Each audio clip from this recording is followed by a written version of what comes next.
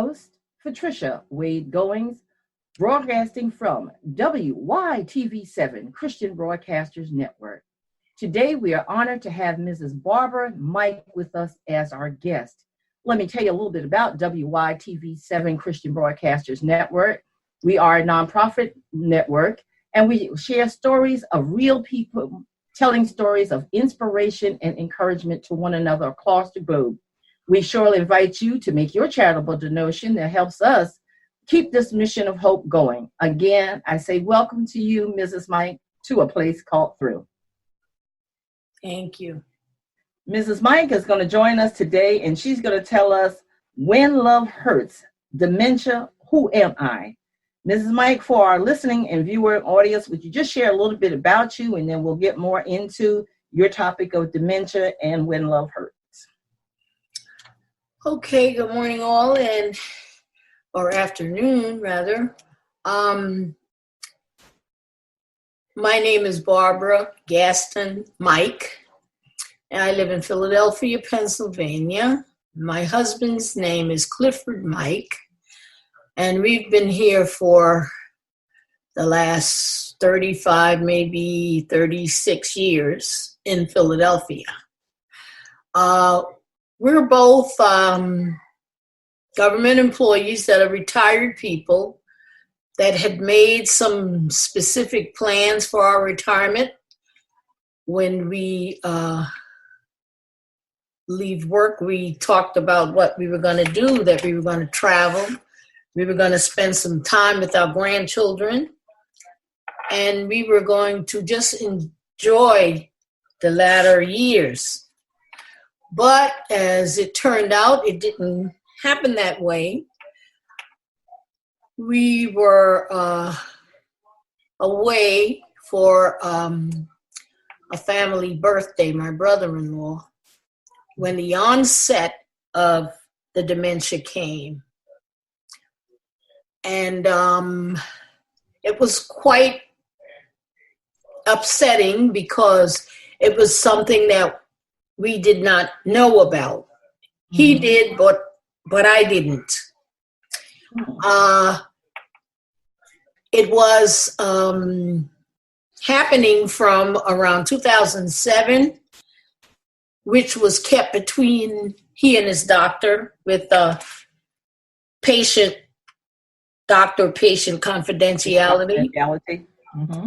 Even though I'm the wife, I was not made aware of that until certain instances happened where I had to accompany him to his trips to see his psychiatrist. Then I was made known about how long it had been happening. So it was things, when I look back now, in hindsight, I see things that happened that I just attributed to aging. So I would say, oh, well, we're both getting older, so he's forgetting some things I forget. Little did I know it was the inset of the dementia that far back, and I was not aware of it. So as I was interrupt you right there, because I also noted in the study that dementia itself is not a disease, but it's more of a syndrome. Yes. And then it progresses into Alzheimer's. Mm-hmm. So it's just, and it's so rapid. And I'm still trying to grip it sometimes because of how it happened, how fast it happens. As I was saying, we went to the brother-in-law's birthday celebration, and for some reason, my daughter drove us, but we were all outside. It was a very nice day. It was in August, so it was warm. We were at the Naval Recreation Center in Maryland. And somehow he got to the car, and he just left. My son saw him, but he didn't, he thought nothing of it because, he's probably going to go to the store and come right back. That went into a real a thing where we had to call the police to find him. There was an alert place to find him. He was missing for 7 hours. But that's part of the dementia because it does affect the memory loss. The memory loss. He got in the car and he was going and he had no idea where. He was just driving. So when the alert went out, fortunately, God saw this man, found him because he had heard the alert. And he stayed with him until the police was able to go and get him from this convenience store he had stopped at. Wow. With that being said, from then on, it was constantly down, down, down. And our story from when I was a young girl, they lived near us. Okay. I know his family. He knows my family. We all know each other. So and that was because y'all lived in South Carolina. In South Carolina, yes. So I used to always say that I was going to kiss him when I got older. And I was telling my cousin that, and she still reminds me of that now. She said, well, you really did, didn't you? Yes, you did. So it was sort of a love story. And it happened when we got married. And everybody was saying, wow, I never thought that would happen. We had a good life, and things were good with us until the disease started to regress, just got worse. Every time something happened, it was a little bit more challenging for you. Challenging, yes. Because it also affects the psychological part of him as well, the motor skills as well. Yes. He would do things like sometimes like you would think a child would do when they revert, when a child is maybe 4 or 5, when they want to explore. He would turn water on and let it run. He would turn all the lights on in the house.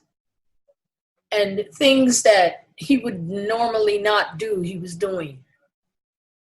Once my daughter and I went to Bible study, and when I came home, we saw lights everywhere, from the garage all the way upstairs, the entire house. He had every light was on in the house. And when I opened the door from the garage to come upstairs, I smelled gas. And he had turned the stove on, and it wasn't lit, and you could smell gas all through the house. So things like that, those are the danger zones. And you don't know when these things are going to happen. Because there's no warning. There's no warning. But once you know, you must be extra careful because you don't know from day to day what's going to happen. So what are some of the precautions, Mrs. Mike, that you have now had to take because of his diagnosis? Well, for one thing, when it first happened, and it was hard to get him to go to the doctor. But he developed a relationship with the doctor that he was seeing. And I called the doctor, and every time he had to go see him, they would ask me to accompany him. And there were times when he would go, and he would be very nice, and it looked as if nothing was wrong. And then when I explained to the doctor what was going on, then he said, "Wow, you can't leave him alone, and you're going to have to bring him here." So that was going to be a challenge to get him to come.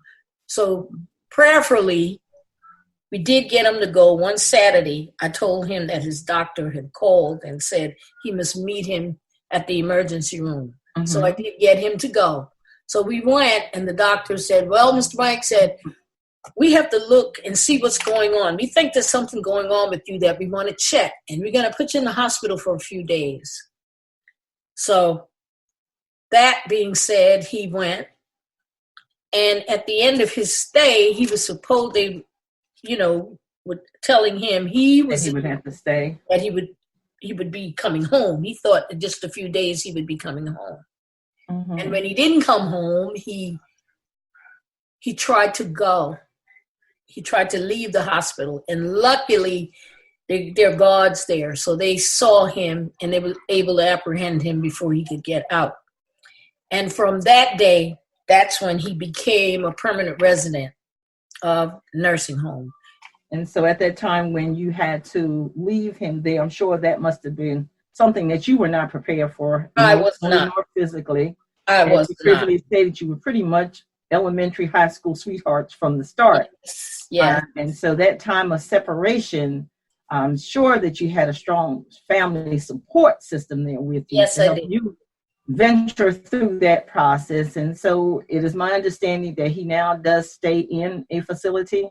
Yes. And I'm able to see him as many times as I'd like per week.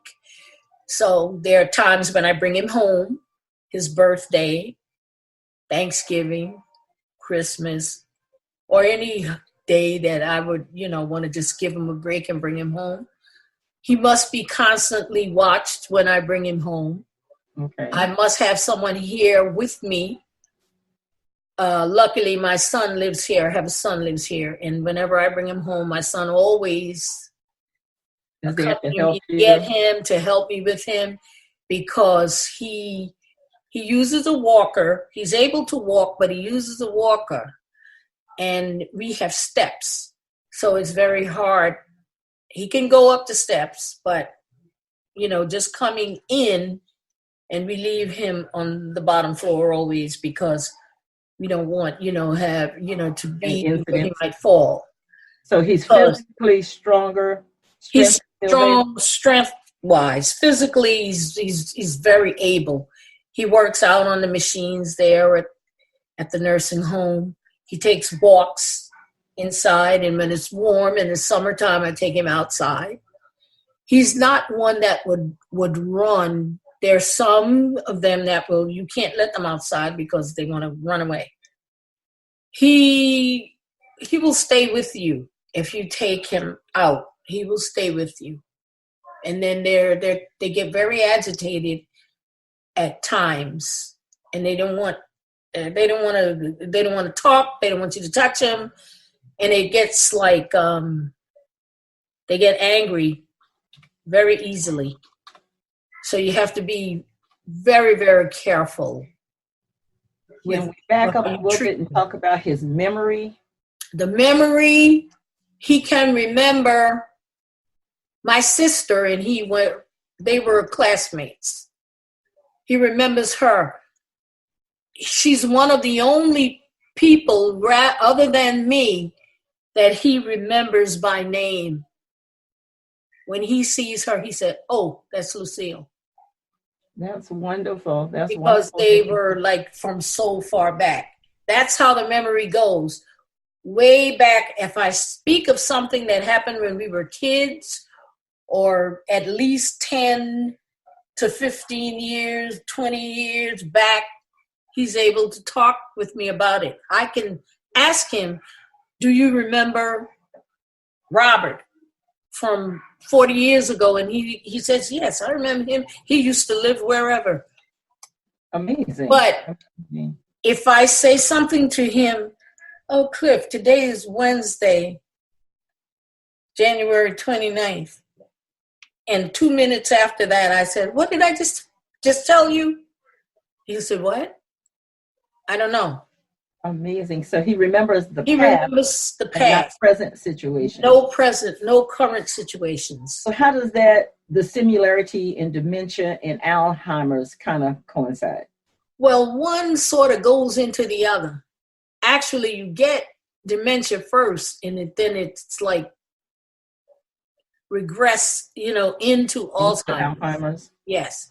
And like when it gets there, sometimes there is no memory. There are, when they have Alzheimer's, it might be a situation where he might forget me. There are people that I've seen there where the person has forgotten the wife, the children, the grandchildren. people closest to them. Closest to them. And I'm understanding from dementia, there's about 7 or 8 different stages to having dementia. Yes. As you said previously, it progresses into a more challenging More place. challenging each time. Because one day I might go to see him and he's talking. He's saying, "Oh, hi, how you doing?" I said, "I'm good. How are you?" "Okay." And then he'll stare. He's staring. He's talking to me, but he's staring straight ahead. He's in a fixed stare. Like he's really trying to like process who like you I'm are. trying to, but he always knows who I am. The minute I walk in, he'll say, "Oh, that's my wife. That's Barbara." He knows me. Great. And I'm thankful to God for that. Yes. He still knows who I am, because there have been a lot of changes with me. I'm not a well person. I have a very bad back condition where I wear a pain pump, and sometimes it's difficult for me to walk. I could not drive when he got ill, and since he's been ill, I'm driving. And so it's not only just the emotional side for you that has been affected, it's also the physical side. So with the aid of your family, your son and daughters, thank God that they're there to help you as well, because you need someone to help you too. Yes, I have church members. If sometimes they said, "Mrs. Mike, you're here a lot. Maybe you need to take a break." So I have church sisters that will go visit him if I'm gone. They will go and visit him on the days that I visit him, so he's always in contact with somebody. My deacons from my church go every month and they commune him. They give him Holy Communion every month. And a lot of them visit him. And there are other family members that visit him. And there are friends, loads of friends that visit him.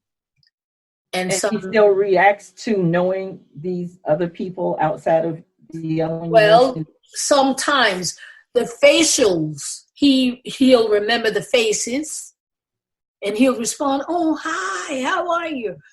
But he can't bring the names. The names will sometime not. I'll always have to say, I'll ask him, "Do you know who this is?" He said, "Yeah, I know him." But he can't say the name because the name has escaped him. So, but family members, when I show him pictures often of family members, grandchildren, his family, my family. I'll say, "Do you remember this person? Do you remember that person?" And he'll say, "Oh, yeah, I know that person." But I can tell if he knows the person by his reaction. I can react to it. Okay. But he might not be able to say the name, but he'll say, oh, that means I know who that is, but the name is gone from me. And it's amazing, at least that he still remembers, like you said, things from the past, but unfortunately, he can't bring himself up to the future. And I know that dementia, as it, continues in this deterioration state, things will continually change, unfortunately, because I don't believe that there is a cure for dementia, but we do know the higher powers who is a healer. So we just trust and believe in him for the healing. Would you share with us kind of like where he is in which state of this disease he is at this point? Well, right now he's like, I think he's like, Did you say he's more in a mild decline? Like he's there are people that are very fussy and screamy, and like, but he's not. He's calm most of the time. Sometimes he gets aggravated and departure makes him act different. Okay. Like, he'll be fine with me. And then when I say I'm leaving, I said, "Well, it's time now. I have to go. It's getting dark. I want to go before it's dark." And he'll say, Okay, go. Sometimes you'll get that tone. And then Okay. other times he'll be very nice. He'll say, okay, yeah, you go before it gets too dark. I don't want you out too dark. And then there are other times he'll say, oh, yeah, let me get my coat because, yeah, we got to go before it's too dark. He's always under the impression that I'm going to take him, especially after he's been here for a visit. And I go the next time I go visit him, he'll always say, oh, yeah, let me get my coat because we got to go, right?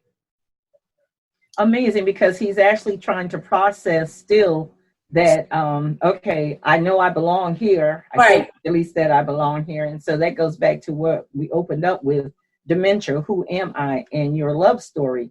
Yes. How over the years, your love affair has come up to who am I?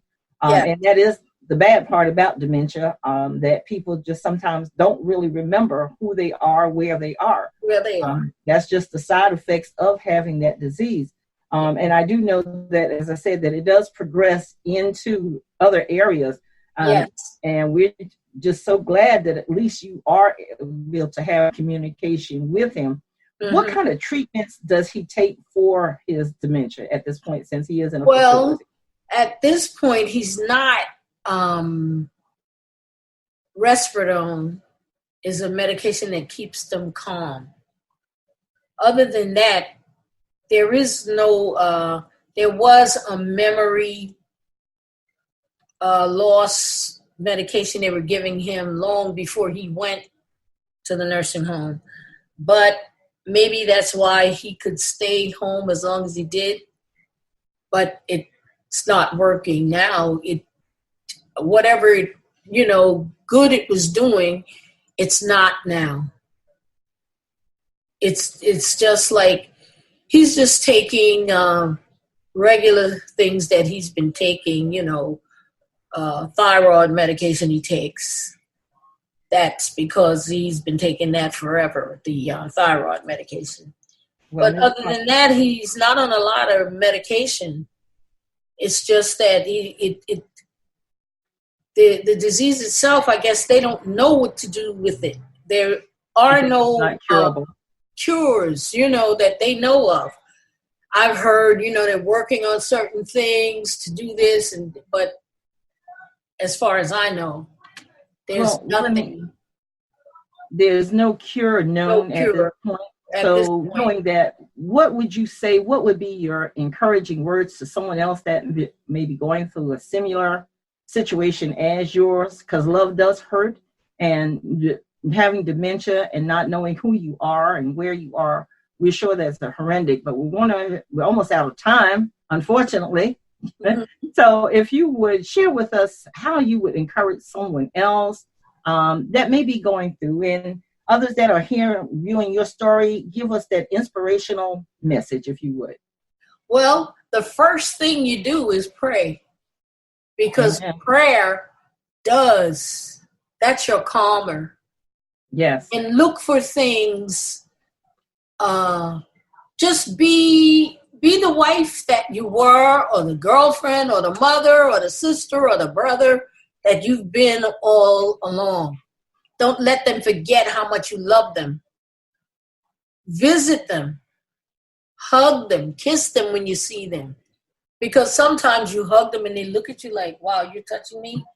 Because if they don't remember you. So keep the love. Mm-hmm. Keep, like reading. He loved reading, and he doesn't read anymore because he can't retain what he reads. So he can't read anymore. He might look at a paper or look at a book and then he puts it away. He might look at the pictures. But other than that, you just have to keep with them, keep in touch with them. Don't leave them where they say absence makes the heart grow fond, and not in the dementia case, it doesn't. The more you are there with those people, the better it is. Stay and let them know who they are. Tell them things, even if they don't know what you're talking about, tell them anyway. Share with them. Don't let them, do things special. Go when you go, take them something. They do a lot of activities at the place where my husband is. Be there for the activities.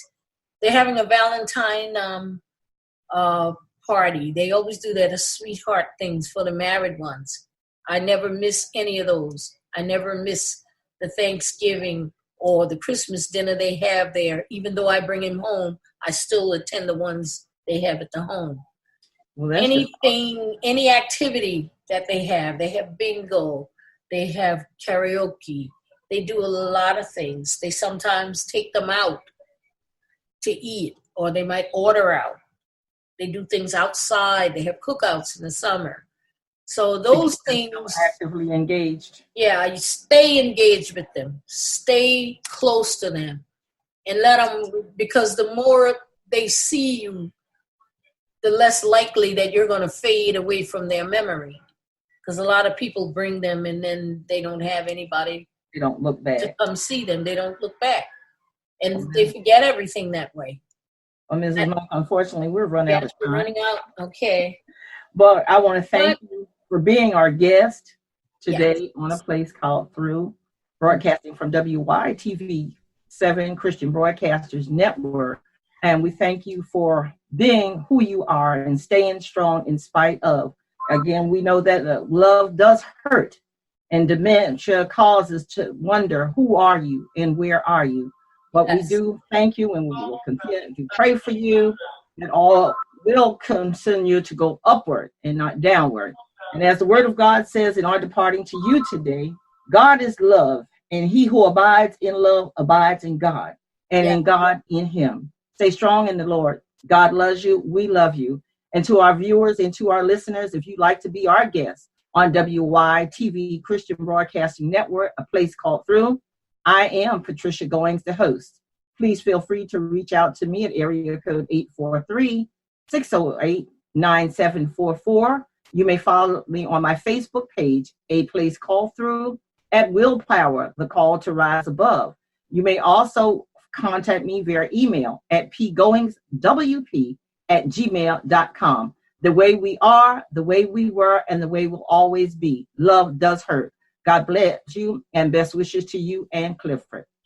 Thanks for being our guest again. Thank you. And